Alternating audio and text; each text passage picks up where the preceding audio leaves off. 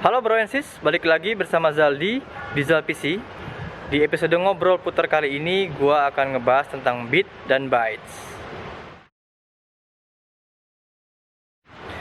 Nah, bit dan bytes ini sebenarnya topik yang cukup menarik. Kenapa? Karena banyak pengguna komputer yang salah paham dan bingung tentang bedanya bit dan byte ini. Juga bit dan byte ini sebenarnya topik yang cukup panjang kalau kita bahas tentang detail. Tapi gua mau coba kemas dan bahas secara ringan aja. Minimal lo tahu bedanya bit dan byte itu seperti apa. Yuk, lanjut.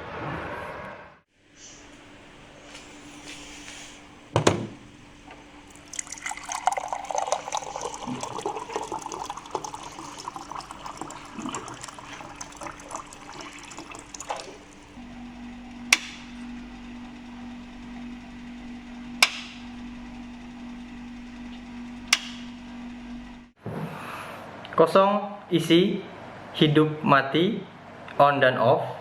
Konsep sederhana di belakang bit. Bit adalah singkatan dari binary digit atau binary digit. Bit adalah satuan terkecil dalam unit komputasi atau dunia digital. Dan bit selalu mempunyai value atau nilai, bisa berupa 0 atau kosong, atau 1 positif, atau isi. Bit adalah fondasi atau building blocks di dunia komputer dan digital. Dan bit selalu ditulis dengan huruf B kecil seperti ini. B-nya kecil ya, bit. Bit mempunyai value 0 atau 1. Jadi karena komputer lo pada pakai listrik, value 0 itu keadaan atau state mati, nggak ada listrik. Sedangkan value 1 adalah keadaan terdapat aliran listrik atau nyala. Gimana sih sebenarnya komputer lo pada itu menerjemahkan bit ke dalam informasi yang berguna? Kita ibaratkan ada 8 dispenser, seperti tadi demonstrasi tadi. Ada 8 dispenser dengan value bit yang berbeda-beda. Contoh, dispenser nomor 1 itu keadaan mati, berarti value-nya 0. Dispenser nomor 2 juga mati, value-nya 0. Dispenser nomor 3 nyala, berarti value-nya 1. Keempat nyala juga, 1. Kelima dan keenam mati, value-nya 00. Ketujuh dan ke-8 itu nyala, berarti value-nya 1, 1. Nah, kumpulan dari 8 bit ini disebut juga oktet atau disebut juga byte. Jadi, 1 byte itu sama dengan 8 bit. Dan byte selalu ditulis dengan huruf B besar. Byte, seperti itu. Nah, kumpulan dari bit tadi, 00, 11, 00, 11, akan dibaca oleh komputer lo pada menjadi angka 3. Jadi, kumpulan dari oktet bit tadi akan menghasilkan sebuah karakter. Jadi 1 byte atau lebih menghasilkan sebuah karakter. Contoh lain, karakter ini 0, 0, 11, 00, 11, 01, 000, 001. Itu akan menghasilkan karakter A. Karakter ini terdapat dalam tabel ANSI, jadi American National Standard Institute. Di situ terdapat list semua karakter di komputer, baik alfabet, ABCD, terus nominal, angka, ataupun karakter tanda tanya, tanda titik, ataupun karakter-karakter lain yang diterjemahkan dalam bentuk oktet bit seperti ini. Dan itulah yang akan dibaca oleh komputer kalian sebagai informasi. Nah, sampai di sini gue yakin udah paham ya. Simpel aja sebenarnya konsepnya. 1 byte itu sama dengan 8 bit. Tuh. Dan byte ditulis dalam huruf B besar seperti ini. Bit ditulis dengan huruf B kecil seperti ini. Bit biasanya digunakan untuk mengukur bandwidth koneksi.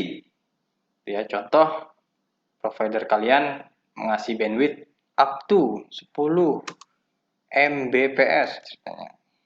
Di sini yang kalian perlu perhatikan, B-nya harus kecil karena memang bit dipakai untuk mengukur bandwidth. Jadi di sini bacanya 10 megabit per second. Nah, bagaimana cara mengukur atau mengetahui kecepatan download atau kecepatan unduh kalian ketika kalian download file atau download sesuatu? Itu gampang. Dari bandwidth, kalian hanya harus membagi dengan 8. Kenapa 8? Ya karena tadi 1 byte sama dengan 8 bit. Jadi kalau di sini ada ukuran bandwidth 10 megabit per second, kalian bagi saja 8. 10 megabit dibagi 8, kita coba. Itu akan menghasilkan 1,25 megabyte per second. Seperti itu. Jadi kecepatan download kalian aktualnya dengan bandwidth 10 megabit adalah 1,25 megabyte per second file yang bisa kalian unduh. Oke, apalagi ya? Byte. Byte sebenarnya dipakai untuk satuan storage ataupun RAM contoh. Contoh, ini storage gua ada 476 GB. Loh, perasaan gue belinya waktu itu 512 deh. Kenapa jadinya 476 GB? Nah, di situ yang kita kudu pahami bahwa misalkan lo beli storage, misalkan flash disk atau hard disk, contoh 64 GB flash disk gitu ya.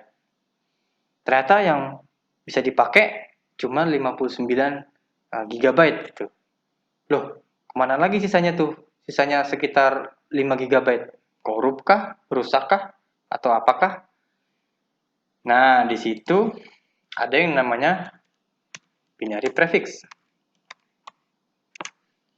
Binary prefix ini adalah satuan atau ukuran kelipatan 8. Kita lihat. Binary prefix.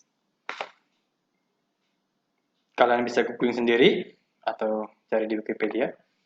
Kenapa 8? Karena tadi 1 byte sama dengan 8 bit. Jadi secara gampangnya adalah 8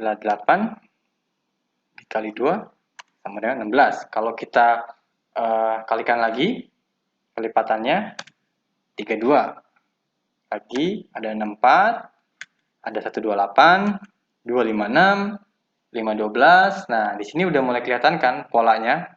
Kalau kalian beli flash disk, memory card, SD card itu pasti satuannya adalah satuan kelipatan 8 ini. 4 terus 128 misalkan 512 atau mungkin 1 giga. Nah, kelihatan kan bahwa sebenarnya 1 gigabyte sendiri dalam hitungan binary itu bukan 1000 mega, tapi 1024. Dan biasanya manufaktur storage akan menulis dalam satuan desimal. Contoh, nah ini ada satuan desimal. Ambiguitasnya terjadi karena kita udah biasa pakai desimal ya. Semenjak komputer berkembang kita pakai desimal. Itu kilo, mega, giga, tera, dan sebagainya. Jadi manufaktur biasa menulis storage, contoh 512 itu tulis mega atau gigabyte. Padahal sebenarnya yang dimaksud atau informasi yang bisa digunakan itu adalah dalam satuan biner. Nah, ini ada kibi. Kibi ini satuan binernya kibibytes, mebibytes, gibibytes. Kalian bisa lihat ini adalah faktor 8 atau kelipatan 8 tadi. Yang kalau kita teruskan akan dapat. Nah, di sini bisa kelihatan. Polanya akan kelihatan. Nah, contoh misalkan ini 2 mega itu adalah tidak bulat 2 juta bytes, tapi 2.097 sekian-sekian. Kelihatan kan? Nah, manufaktur akan membulatkan ke dalam satuan desimal terbesar, yaitu tadi. Contoh 512 GB storage, tapi yang bisa kita pakai cuman 496 sekian giga. Nah, itu. Jadi, bukan korup, bukan apa, tapi memang seperti itu cara kerja atau hitungan-hitungan biner. Oke, sekarang lo udah paham kan? Topik bit dan bytes ini sebenarnya bisa panjang kalau kita mau bahas secara detail. Tapi karena di sini gue pengen menyajikan informasi yang simple, padat, dan gampang dipahami, jadi gue sudahin dulu deh bahasannya di sini. Yang penting kalian sudah paham bedanya bit dengan B kecil, dengan bytes dengan B yang kapital. Dan kalau kalian beli storage, beli flash disk, hard disk, atau memory card, kalian paham kenapa kapasitas aktualnya yang bisa kita pakai di bawah itu. Itu karena perbedaan desimal dengan binary tadi. Oke, moga-moga episode kali ini dapat menjadi informasi yang bermanfaat buat lo pada. Nantikan ngobrol puter episode lain dengan topik-topik yang menarik. Sekian dulu, sampai jumpa lagi.